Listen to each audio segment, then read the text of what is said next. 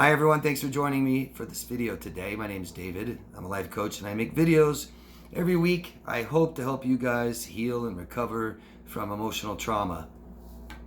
Today's video is about people who deceive, narcissistic deception. Before I get started today though, I'd really appreciate it. For those of you who have not already subscribed to my channel, please consider tapping that subscribe button. Really helps me do what I do. You can also do other things like vote up or down, tell me why down there, ask questions, share this video with other places. I really thank you very much. So, deception. What a broad topic. Unfortunately, there is no exact program or thing to follow about deception. Even lie detectors are BS. They don't work. Trust me, they don't work. I've taken, way back in college, I took courses on interviewing, interrogation, stuff like this. I wanted to be a police officer. I've studied psychopaths, deception, lying for years. So I'm pretty good at it, I like to say. But nobody can be perfect. I'm not a professional or an expert, anything like that. I've just studied it a lot and I understand a little bit of it. So when people start getting into, I hear this a lot. I see when people talk about deception and lying and things like this, people talk about, oh, if they look to the left, it means this. If they look to the right, it means that. If they go like this with their eyes, or if they, their mouths are crooked. A lot of that can help. But it can be totally wrong, totally opposite, totally not true at all. And if you go by these things, you're going to be wrong. You really are. What's really important is what's called a baseline of who somebody is.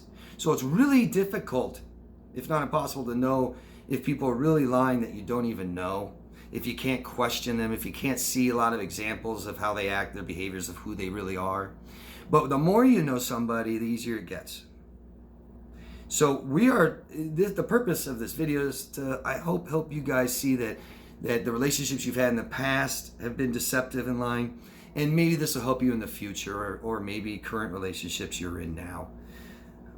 So I'm going to go over some of the things. I've made other videos about this before.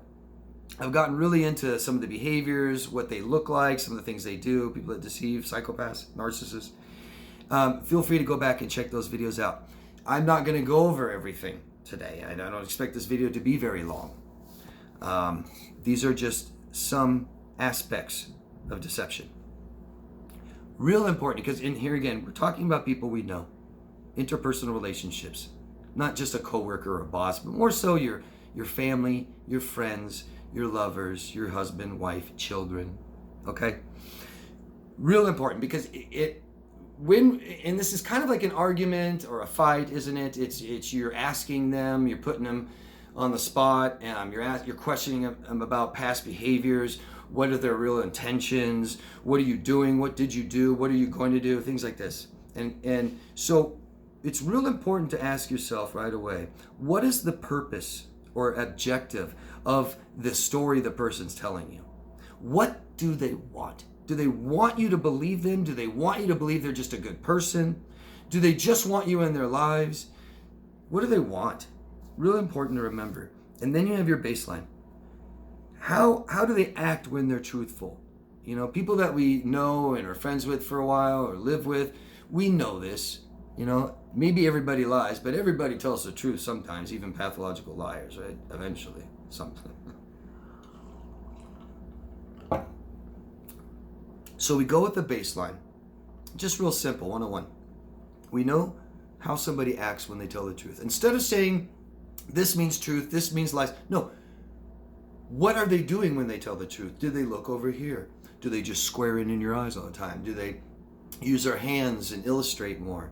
Things like this. How do they act when they're truthful? And then, and this is what interrogators will do.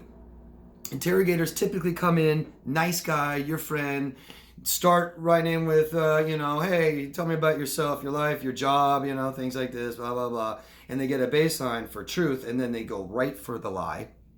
Tell me about this. And when they start acting different, it's deviation. Doesn't mean they're lying, okay? So you've got a baseline of how they tell the truth, and now they're deviating. They might start looking around more. They might not, give you your attention. They might lock in even more. They might use more illustrators, less illustrators. They might move around a lot less, move around less. Their voice might change and get quiet and taper off in the end like that. They might get louder and so there's deviation. You're just deviating from your baseline truth. Okay, your truth baseline. And then ask you, that doesn't mean lie. What you want to do at that point is ask yourself why. Why are they deviating? And try to find some factors, okay? We aren't trying to say they're definitely lying and I gotta find it, because then you'll find it. You'll find whatever you're looking for. And this is maybe impossible, but you don't want to be, partial. You don't want to let your emotions take over and things like this. Or what I really want to happen, I want him to be telling me the truth, so I'm just going to try and find the truth, or I know he's lying. No matter what he says, I'm going to find out he's lying. They're deviating, and why? Is what they're talking about super emotional? Did someone hurt them, or did they die, also in this story? So when they're telling the story, it's going to be emotional. They're deviating. That's why. Emotional. Extra stress, things like this. They're just stressful that you're going to leave them. Okay? We have to take these things into consideration. That's why it's not an exact science. Even lie detectors. And here's just some things to ask yourself. Are you working together? Are the two of you working together? This is a cooperation. This is a relationship. We're working together. We're partners. Okay? Real important. I'm going to get to that later in a second. 5 types of deception. 5 types. Lying, telling you something that's not true, right? Either it's past events or what I'm doing right now, or what I'm thinking. And then there's equivocations. Equal to. Being vague. The biggest one is ambiguous statements. Because if I want you to believe me, if I didn't do it, if I'm telling the truth, I'm going to give you exact, finite details, lots of information. I'm going to cooperate. Okay? I'm not going to give you vague statements. Like just always they, or sometimes and not always, things like this. Ambiguous. Concealment. Omission. And it's amazing. Omission of the truth. It's amazing. I get so many people that ask me in my weekly Q&As, is omission or not giving you facts, is that lying? Yeah, absolutely. Deception. Exaggerating. We're all guilty of that. We've done it. Yeah. Are you sure the fish was this big? It wasn't this big? That's exaggerating. And boy, do narcissists exaggerate. And then understatements. Not that much, not that bad. Everybody does it. Understatements. Some things to be aware of. Truthful. People that are telling you the truth are open. They're cooperative. They cooperate with you. Yes, no. Makes sense. Their story makes sense. How many times has a narcissist told you a story and you're just like, huh? What? You feel kind of gross and awkward. That's a psychopath, right? Or really narcissistic person. Just being around them, talking to them makes you feel gross. But their story doesn't make sense, right? You got like 3-5 details that just don't make sense. You're like, this just doesn't make sense. It probably isn't true. Emotional. You can have somebody tell you a story, and then this happened, and then this happened, and then, oh my God, I was so sad. Oh my God, I felt like, literally, I felt like dying. I just wanted to take my own life. And then I did this, and am I telling them the truth? Unless it happened 50 years ago and I just don't care anymore. Jesus. No affect, no expression. Most common, forehead. As you get up to your face, it's harder to fake. It takes more muscles and everything and effort to really fake gestures. So like smiling, I said this in another video before. Smiling takes a lot of muscles, a lot of effort. And one thing that's really hard for people to do that are faking smiling is cringing. See those little things right there? I can do it. I can do a little bit. It's really hard though. Most people that fake smiles,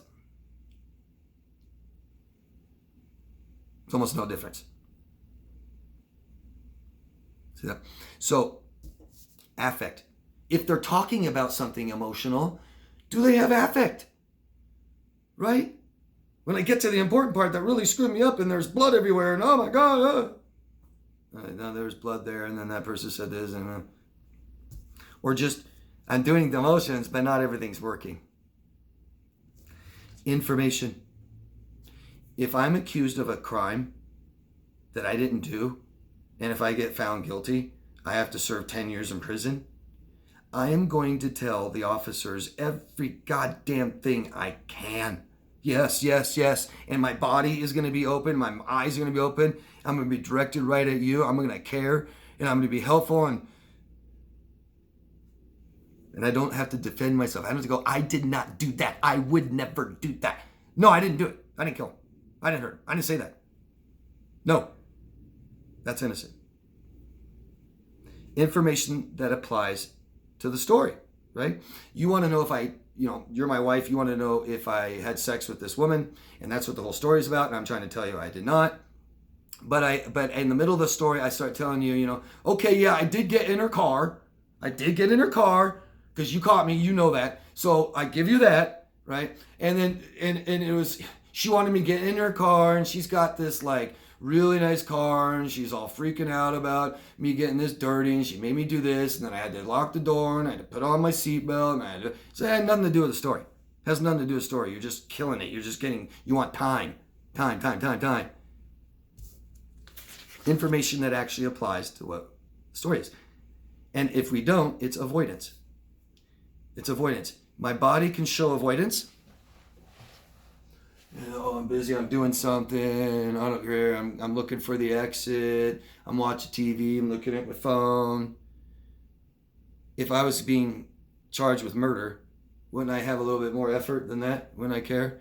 If I care about you and you're going to leave me, if you know the truth about me having sex with a woman, then I'm not going to do this. I don't, or maybe that's guilty. I don't want to do it. I'm avoiding it. I don't want to talk about it. No. But if I didn't do it and I love you, I didn't do it, honey. Honey, I didn't do it. I didn't. I talked to her one time, yeah, but that's because she called me because Frank gave her my phone number and I told her never call me again. Do you see this? So much different. My eyes could be avoiding around, looking around. And this, locked in, doesn't look away. Yeah, I felt so bad, and I'm illustrating over here. I'm not locking. I can't see my illustrations. They're not real. I'm making up a story. Oh, wow. Whoa, Jesus. Getting carried away. But if I'm telling you the truth, I'm illustrating in front of me where I can see it. I might even look at it. It's real. Here's the thing that I was holding. Right? And then the story, details about everything else. I said that already. But I'm going to give you details about the color of the car, about what she said not when she was talking about this, but just when she was talking about work, and she's got this friend that blah, blah, blah, nothing to do. You're avoiding. And then another avoidance, we call it fillers or time, searching, reaching for time, taking breaks, and it's and this and that, and they feel uncomfortable when it's silence. They got to keep talking to keep control of the conversation, not let you ask me another question. Oh, I just want to so, and I just did this and just did that. Are they defending themselves? Or are they trying to help you understand the truth? That's not a lot. There's just so much. And like I said, there's no exact plan. There's no exact, thing to measure. And yep, no, yes, the light. There isn't.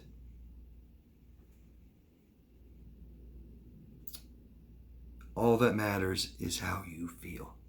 It doesn't matter what anybody else does. Only how you feel about it. Whether they did it or not. It's not about what they do.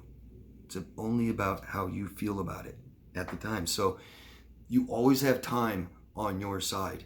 And in these sick, addictive, dependent, toxic, tumultuous relationships, we never feel like that. Everything's going on now. No, I might lose you. Okay? But you've got time on your side, and you step back and you step away and you step outside when you feel like someone in your life is deceiving you. Okay? You get away from that person. It's not more. It's step back, man. Step back and have a whole new environment and talk to someone new about it and tell them. Ask them what they think, okay? Professional is the best. What you're doing is fighting for your needs. You're fighting with somebody you have a commitment with, friend, family, for what you need. We don't do that. We communicate, we ask, and then we leave. What you want, what you're asking for, is for emotional security. Reassure me you won't hurt me, and you won't do that. No, I didn't do it, so you have no proof on me. I don't feel reassured. I feel very insecure. You're insecure.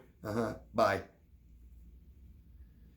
You're seeking emotional attention. You want them to see how you feel and ask how you feel and care about how you feel and help you feel better. You're asking for emotional connection. You want them to know who you are and understand you and care. Know how you feel, know what you need, know what you want. You're asking for emotional autonomy.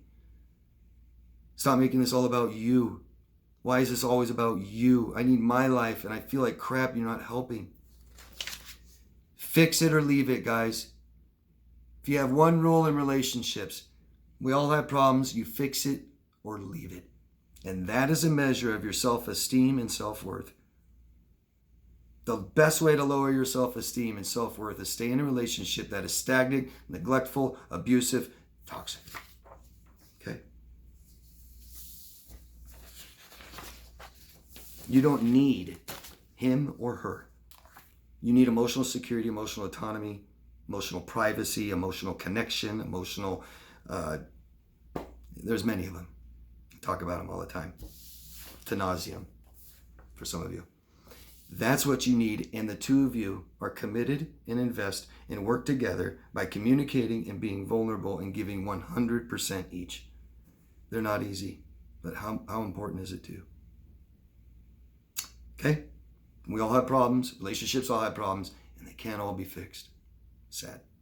And sometimes they're just over. Whether you want to, whether you're ready, it's over. Okay? I hope this helps you guys. All right? I hope it does. Let me know what you think and ask questions, please. And give your own examples. Please. You guys' stories that you share and recommendations and stuff is great. Great. Thank you. Ask questions, okay? I'll answer them, and always love yourself first. I'll see you guys later. Bye-bye.